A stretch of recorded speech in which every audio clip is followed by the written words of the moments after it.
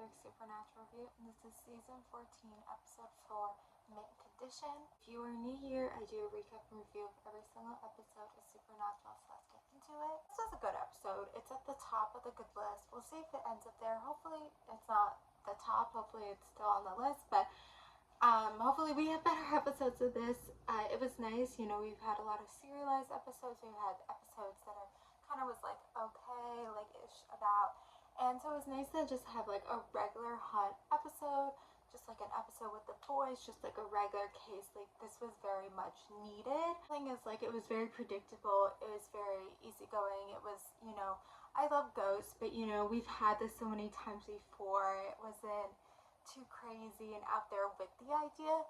But something I did notice is that no one died. Like, most of the times it's like, oh, the first person, like, they would die. And in this, he, like, didn't die.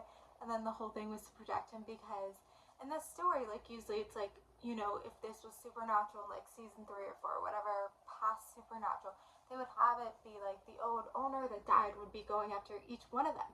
So he would kill the first one off, and then halfway through the episode, kill the second one off. And then at the end, they're trying to protect the third person. The third person lives, and they're going on with their life, right? But in this story, I guess, like, he really was only just after that one guy, so they're like, well, we can't kill him, right? Because then there's no story, like, there's no case, there's no story, so, like, he just had the first occurrence, they were there, then he was, like, in the hospital, so then I was, like, seeing them in the hospital. I think, this episode was a Halloween episode.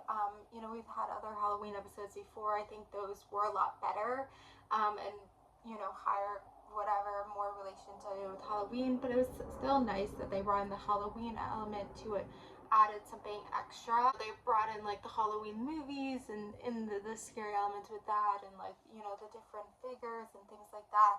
So it had a few different things. It was also funny. It was nice to see Dean in a little bit of a lighter spirit. Of course, there's always a B plot, B storyline where, like, Sam and Dean are talking, that, like, Sam's like, what Michael did, like, that was not on you. So it was nice to see Dean in a happier spirit, nice to see them on their own case.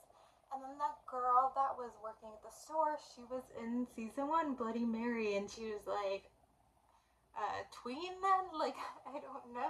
So it was crazy. Like, Supernatural does this where ever so often they'll, like, reuse an actor and they play a different character, obviously, and it's something where, because it's filmed in Vancouver in Canada, they have certain laws about having, Canadian actors, and there has to be a certain percentage.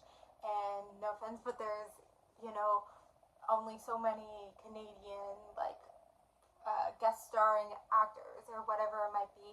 So this is something that happened before. It's great to see, unless you're someone who's, like, really paying attention, like it might go over your head. Obviously, it's so many years later.